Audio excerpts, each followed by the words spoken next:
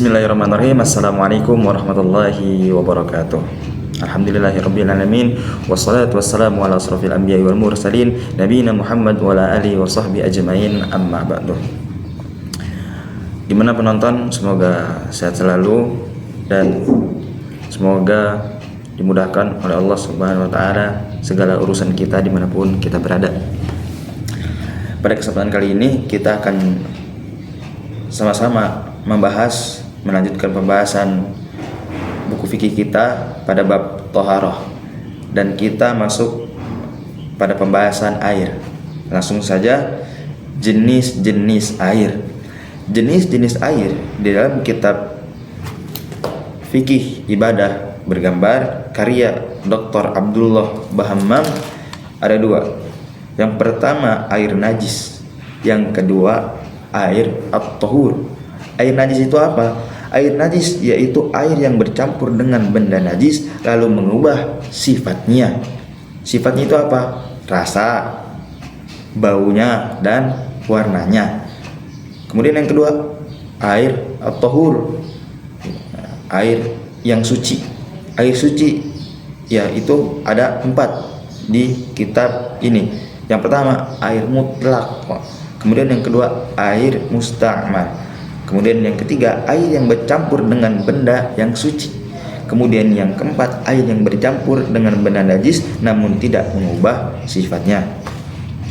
Kita bahas yang pertama, air tahur, yaitu suci dan mensucikan, yaitu air yang tidak berubah warna, rasa, dan baunya walaupun telah tercampur dengan benda najis. Nah, jadi air ini sangat banyak sekali debitnya, sehingga ketika tercampur dengan suatu yang najis, ia tidak merubah sifat air tersebut. Maka ini air tahur, air yang suci dan mensucikan. Kita bisa bersuci dengan air tersebut.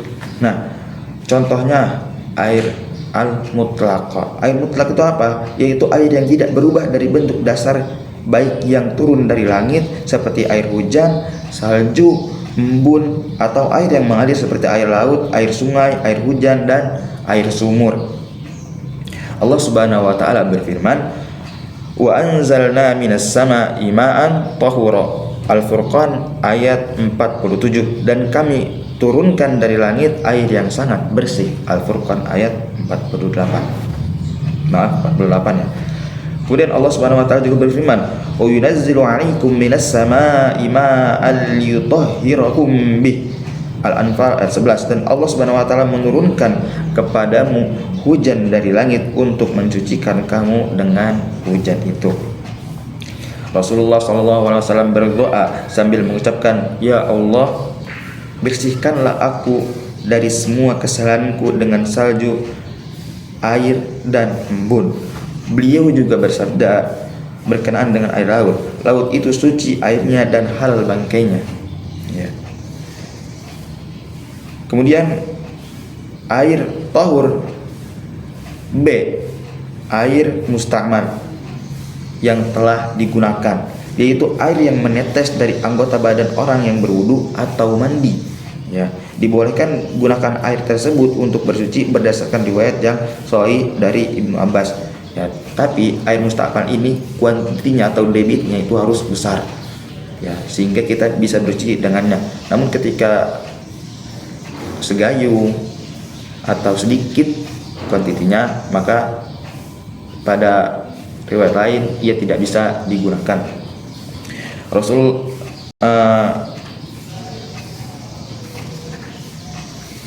ia tidak bisa digunakan. Ibnu Abbas rahimahullah berkata, beberapa istri Rasulullah SAW pernah mandi menggunakan jufnah. Ya, jufnah itu bejana. Lalu Rasulullah SAW hendak berwudu dengan air di bejana tersebut. Kemudian istrinya berkata, "Wahai Rasulullah, saya mandi junub menggunakan air itu." Lalu beliau bersabda, "Sungguhnya air ini tidak berjunub."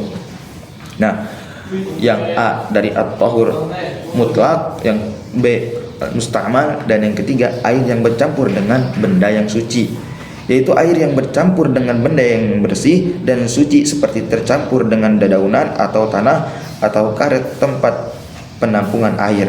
Namun benda tersebut tidak mengubah sifat air itu berdasarkan sabda Nabi berdasarkan sabda Nabi kepada para istrinya yang sedang mengubah jenazah putrinya. Berdasarkan sabda Nabi Muhammad SAW kepada para wanita yang sedang mengurus jenazah putrinya, mandikanlah ia 3 kali atau 5 kali atau lebih dari itu jika diperlukan dengan menggunakan air yang dicampur dengan daun bidara, dan taburkanlah kapur barus pada siraman terakhir. Ya. Perubahan air. Ini ada notas. Jika perubahan benda telah mengubah bentuk dasar air seperti berubah menjadi teh, jus atau lainnya, maka air tersebut tidak sah digunakan untuk bersuci karena tidak dinamakan air. Ya, seperti air dicampur dengan roiko. Ya, itu masih air dan roiko itu suci, tapi ini sudah mengubah warnanya, sudah mengubah aromanya, telah mengubah rasanya, maka air itu tidak suci mencucikan. Nah, tapi kalau misalkan ya seperti tadi bercampur dengan tanah, terus bercampur dengan karat, bercampur dengan dedaunan dan tidak merubah rasa, warna dan aroma, maka ya tetap boleh kita untuk bersuci dengannya. Ya, kemudian yang keempat, ya D, air yang bercampur dengan najis namun tidak mengubah sifatnya, yaitu air yang telah tercampur dengan benda najis seperti air kencing, bangkai atau selainnya namun tidak mengubah salah satu sifatnya. Ya. Tentu ini di luar 2 kula. Kalau masih kurang dari 2 kula, kemudian ia tercampur dengan sesuatu yang najis, ya, sehingga dapat mengubah warna dan aromanya, maka ia najis. Begitu juga dengan 2 kula lebih. Ketika air itu banyak, ya, namun lebih dari 2 kula, namun masuk suatu yang najis dan dapat mengubah rasanya berbeda gitu, bau bangkai atau bau apek atau warnanya berubah, maka air yang lebih dari 2 kula tersebut pun tidak bisa kita pakai untuk bersuci.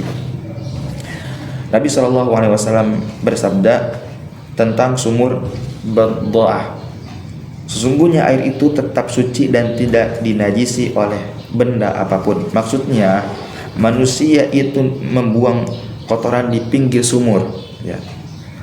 Kemudian air hujan datang sehingga kotoran-kotoran yang di pinggir sumur itu membuat berjatuhan karena air hujan tersebut. Nah, namun karena kuantitinya yang begitu banyak air sumur tadi, sehingga tidak mengubah warna, bau, sifat dari sumur tersebut karena kekuantitian yang banyak tadi, maka air sumur tersebut masih bisa dipakai untuk bersuci. Ya. Kemudian lanjut, tadi air tahur ada 4, dan sekarang air najis. Ya, air najis yaitu air yang bercampur dengan benda najis dan mengubah bentuk atau salah satu sifat air tersebut, baik baunya, rasanya atau warnanya. Air semacam ini adalah najis berdasarkan ijma ulama, kesepakatan ulama haram digunakan. Ya, tadi sudah dijelaskan air najis haram digunakan, yaitu apa? Air yang banyak tapi sudah tercampur dengan bangkai, ya, suatu yang najis, ya, sehingga dapat berubah warna, sifat dan aromanya. Nah, ini ada not juga beberapa permasalahan. 1. Hukum dasar air adalah suci. Ketika seseorang menemukan kubangan air dan ragu apakah air itu suci atau najis, ya, maka hukum asalnya adalah suci dan ia dibolehkan menggunakannya. Jadi ketika kita ke gunung, misalkan ya teman-teman ke gunung, lalu kita menemukan suatu kubangan air, ya, maka hukum dasar air tersebut itu suci. Ketika kita tidak tahu apakah ini suci atau tidak, ya, hukum asal di sini bahwa air tersebut suci, maka kita bisa menggunakan wudu di tempat tersebut, ya, selagi tadi apa, selagi tidak ada bangkai tidak ada yang mengubah rasa, warna, ya, dan zat-zat air tersebut sehingga yang menghalangi kita untuk bersuci dengan air tersebut. Kemudian yang kedua, dibolehkan berwudu menggunakan air Zam-Zam berdasarkan hadis Nabi SAW. Beliau pernah meminum as-sijil. Ya, as-sijil adalah gayung yang besar, ya. Gayung yang besar, segayung air Zam-Zam, lalu ia minum dan sisanya beliau gunakan untuk berwudu. Kemudian yang kedua, dibolehkan berwudu menggunakan air Zam-Zam berdasarkan hadis Nabi Shallallahu Alaihi Wasallam. Beliau pernah meminta as-sijil, yaitu gayung yang besar, ya, segayung yang besar air. Kemudian yang kedua, dibolehkan berwudu menggunakan air Zam-Zam berdasarkan hadis Nabi. Beliau pernah meminta as-sijil, ya, segayung air Zam-Zam, lalu ia minum dan sisanya beliau gunakan untuk berwudu. Apa itu as-sijil? As-sijil adalah gayung yang besar. Nah, sini dia pembahasan, ada not beberapa permasalahan. Di sini sudah kita cukupkan pembahasan. Nah, di sini sudah kita bahas mengenai air dan jenis-jenis air. Ya, semoga apa yang telah disampaikan bermanfaat untuk teman-teman, khususnya Anda pribadi, untuk bisa merojaah apa yang telah dipelajari dan belajar bagaimana cara menyampaikan untuk fase-fase selanjutnya. Semoga bermanfaat. Nanti kita lanjutkan pada pembahasan thaharah, itu hukum-hukum berkaitan dengan najis di buku Fikih Ibadah Bergambar karya Dr. Abdullah Al-Hamam. Bagi teman-teman yang punya bisa langsung dibuka aja dan bisa langsung dibaca-baca. Bagus ini bergambar bukunya. Semoga apa yang disampaikan bisa membawa kita lebih dekat kepada Allah Subhanahu wa taala dan lebih sikoh dalam beragama.